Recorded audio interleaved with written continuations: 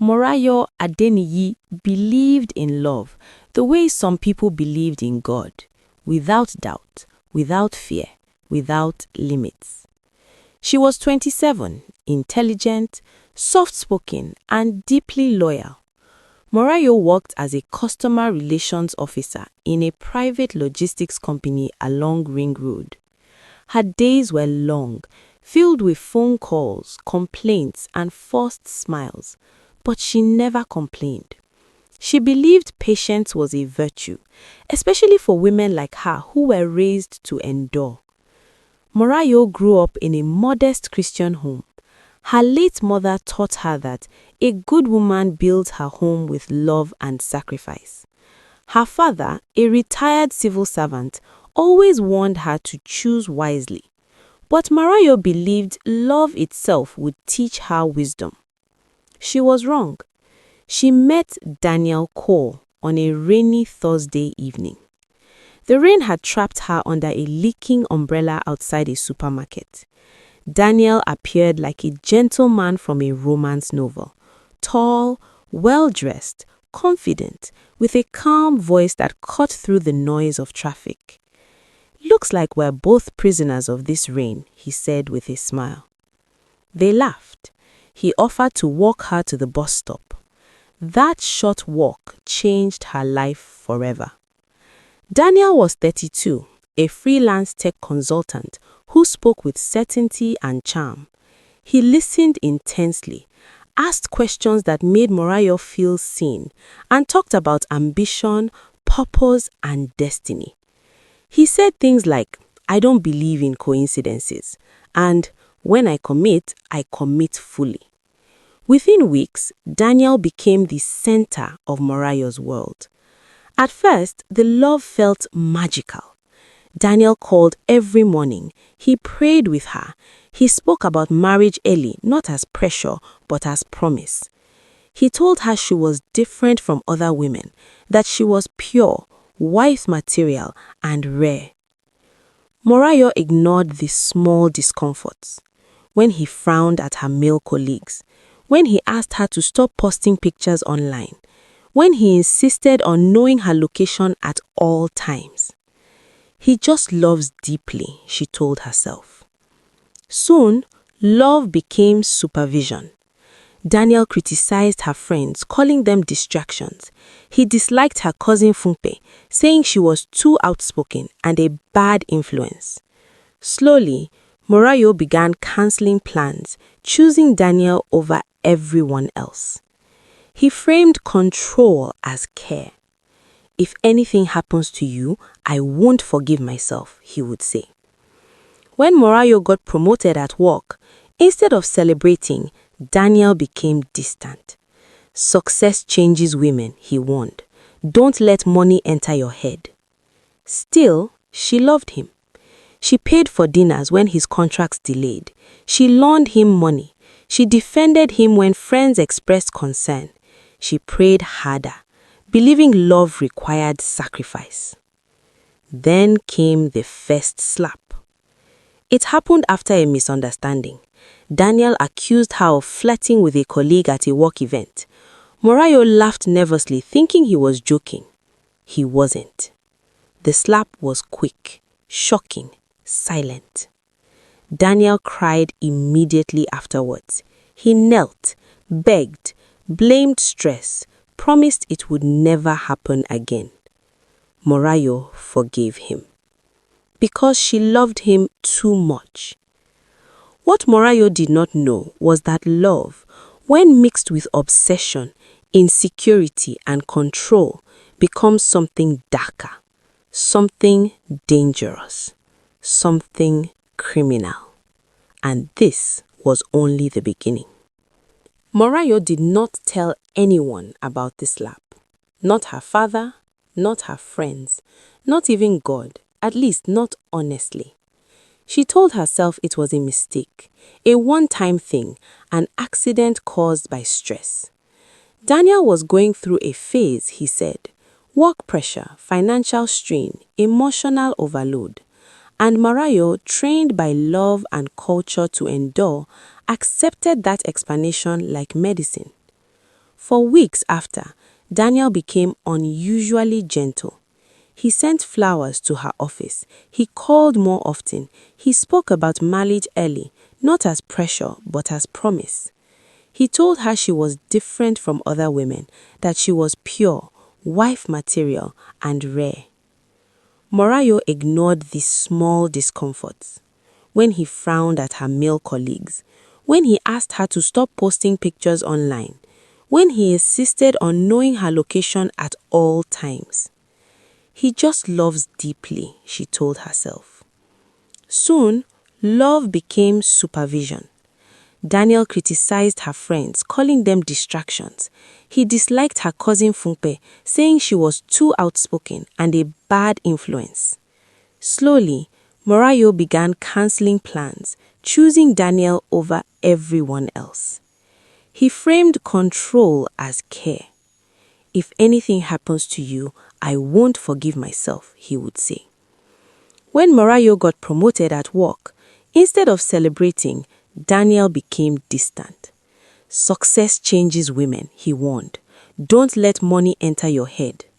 Still, she loved him. She paid for dinners when his contracts delayed. She loaned him money. She defended him when friends expressed concern. She prayed harder, believing love required sacrifice. She began to feel responsible for his emotions. When he was angry, she blamed herself. When he was distant, she tried harder. When he accused, she apologized, even when she didn't understand what she had done wrong. The second slap came quietly. No shouting, no argument. She had returned home late from work after resolving a client crisis. Daniel was waiting. You didn't pick my calls, he said calmly. My phone died, Morayo replied, already nervous. He slapped her again, harder this time. There were no tears afterward, no apologies, only a cold stare. That's what happens when you disrespect me, he said. Something broke inside her that night. But Morayo still stayed. Because love, when poisoned, does not leave immediately. It waits, it doubts itself, it hopes. Daniel's control tightened. He demanded access to her phone. He monitored her messages. He dictated what she wore, where she went, who she spoke to. If she resisted, he reminded her of everything he had done for her. I'm shaping you to be a good wife, he said. Morayo stopped recognizing herself. Her laughter faded. Her confidence shrank. Her prayers became confused. She stopped attending church regularly because Daniel claimed pastors were brainwashing women to disrespect men. At work, her performance dropped. Colleagues noticed bruises she tried to hide with makeup and long sleeves. When her manager asked if she was okay, Morayo smiled and said she was just tired. One evening, Funke showed up unannounced. Morayo hadn't seen her cousin in months. When Funke hugged her, she felt the truth rise to her throat, but Daniel's voice echoed in her mind. Family interferes. Family ruins relationships. Funke looked around the apartment and frowned. You don't look happy, she said softly. Morayo forced a laugh. I'm fine. Funke didn't believe her. That night, after Funke left, Daniel exploded. You discussed our relationship with her, didn't you? He accused. No, Morayo said, shaking. He pushed her against the wall. You are turning people against me. That night, Daniel did not slap her. He beat her. Slowly, deliberately, silently. Morayo curled on the floor, protecting her face, while the man she loved became someone she no longer recognized. Afterward, Daniel warned her, if you ever expose me, I will destroy you. No one will believe you. Fear replaced love. Morayo began living carefully, choosing words, controlling expressions, calculating movements. She learned the signs, the clenched jaw, the quiet voice, the pacing. She learned when to stay silent and when to agree. She became a prisoner without chains. The breaking point came on a Sunday. Morayo had secretly attended church with a colleague the previous week. The sermon was about self-worth, about how love should never wound, about how silence enables evil. That message followed her home. When Daniel accused her of being unfaithful without proof, something inside her snapped. "I can't do this anymore," she whispered. Daniel laughed. "You can't leave." "I'm leaving," she said, voice trembling but firm. Daniel's eyes darkened. If love was a crime, this was the moment it became violent. He locked the door. What happened next would haunt Morayo forever. Daniel stood between Morayo and the door. His voice was calm, but his eyes were not. "You don't walk out on me," he said slowly. "Not after everything." Morayo's heart pounded so loudly she was sure he could hear it. Her legs felt weak, but something stronger than fear pushed her forward. Something born from months of silence, pain, and buried anger. "I'm done," she said. "You can't keep hurting me and call it love." Daniel laughed again, but this time it sounded hollow. "You think anyone else will want you?" he asked. "After me?" Morayo said nothing. That silence enraged him more than any insult could have. He grabbed her wrist and dragged her back into the living room. She screamed, but the walls absorbed her voice. The neighbors had long grown used to silence in that apartment. Daniel shoved her onto the couch. "You belong to me," he said. "If I can't have you, nobody will." Those words were not spoken in anger. They were spoken as a decision. Morayo's mind raced. She remembered the sermon. She remembered her mother's voice. She remembered every woman who stayed too long and paid with her life. When Daniel turned toward the kitchen, Morayo moved. She ran. Barefoot, heart tearing through her chest, she yanked the door open just as Daniel realized what was happening. He chased her down the stairs, shouting her name, threatening, promising. Morayo did not look back. She ran into the night, into traffic, into noise, into life. She collapsed at a nearby fuel station, shaking, crying, bleeding. A woman selling snacks rushed to her. People gathered. Someone called the police. That was how Morayo survived.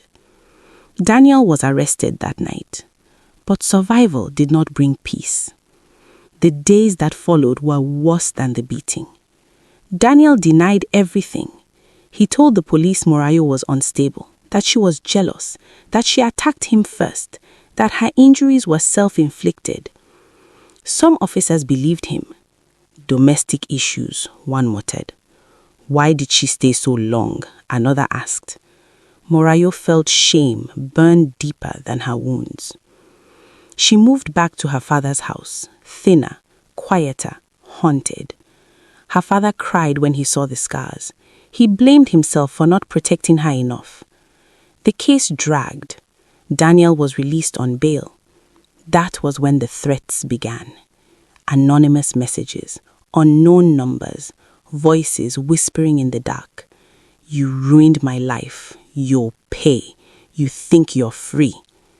Morayo stopped sleeping.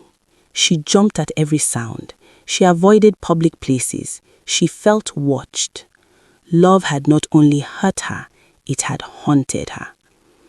Then came the worst blow.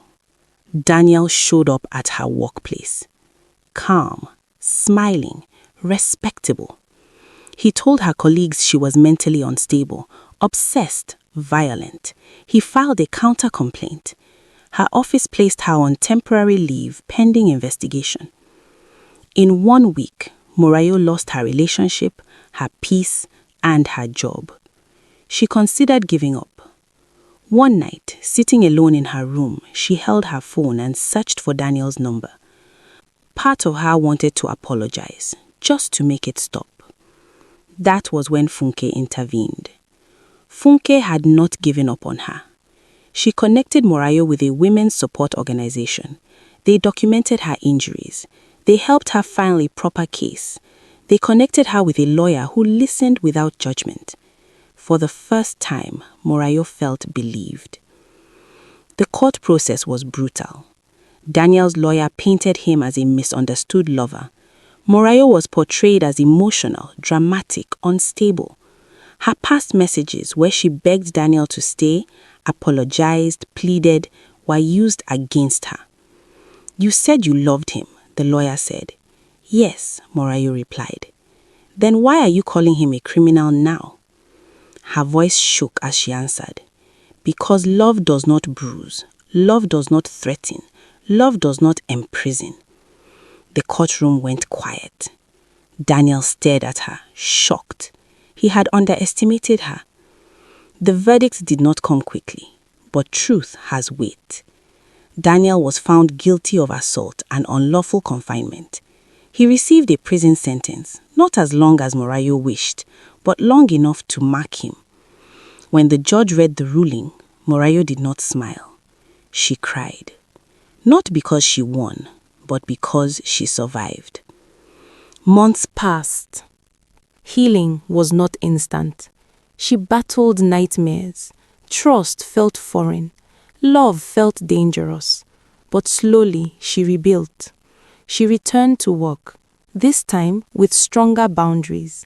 She spoke publicly about abuse. She helped other women find their voices.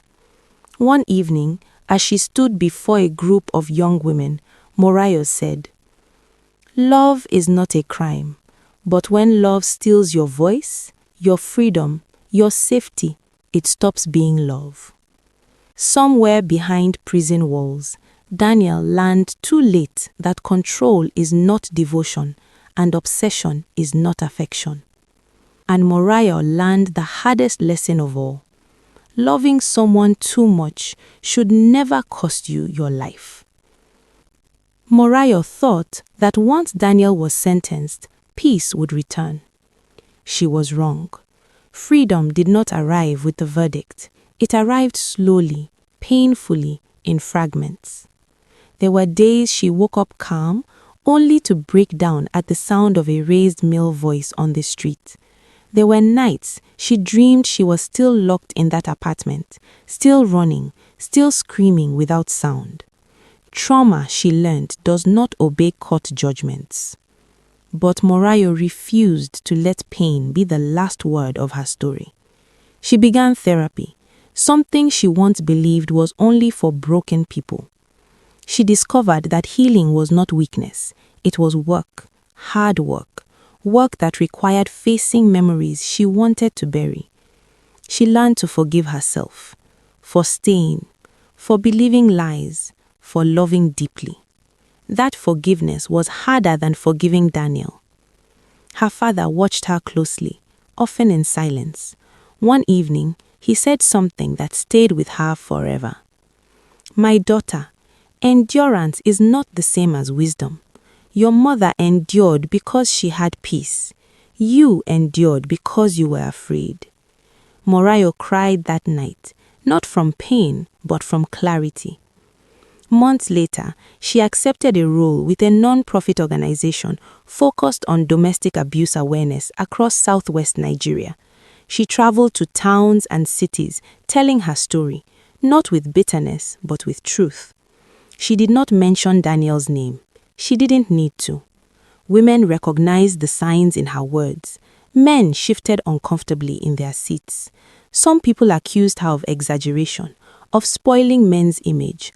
Others thanked her quietly, in corners, with tears. One young woman approached her after a seminar in Akure. "I thought love was supposed to hurt," the girl whispered. "Thank you for saying it doesn't." That was when Morayo understood her survival had purpose. Daniel, meanwhile, changed too, but not in the way people hoped. Prison stripped him of control, status, and power. He blamed Morayo for everything. In letters he never sent, he called her a traitor. In moments of rare honesty, fear crept in. Fear of being forgotten, fear of irrelevance. He told himself he loved her. But love does not cage. Love does not threaten. Love does not destroy. By the time Daniel was released, the world had moved on. Morayo had moved on. She was no longer the woman who apologized for breathing too loudly. She was no longer afraid of doors closing. She dressed how she wanted. She spoke when she wanted. She left when she wanted. Love returned to her life 1B, but quietly, gently, without force. It was not dramatic. It was not obsessive. It was safe. And that was how she knew it was real. 1 year later, on the anniversary of the night she escaped, Morayo sat alone with her journal. She wrote one sentence that captured everything she had learned. Love becomes a crime when it takes more than it gives. She closed the book. She was free. This is not just Morayo's story. It is the story of many who confuse control with care, endurance with loyalty, and fear with love. Love should never make you smaller. Love should never silence you. Love should never hurt you. Because the most dangerous crime is not hatred. It is love without wisdom. My people, what would you have done? Tell us in the comment section. And please don't forget to like this video and subscribe to my channel. Thank you for watching.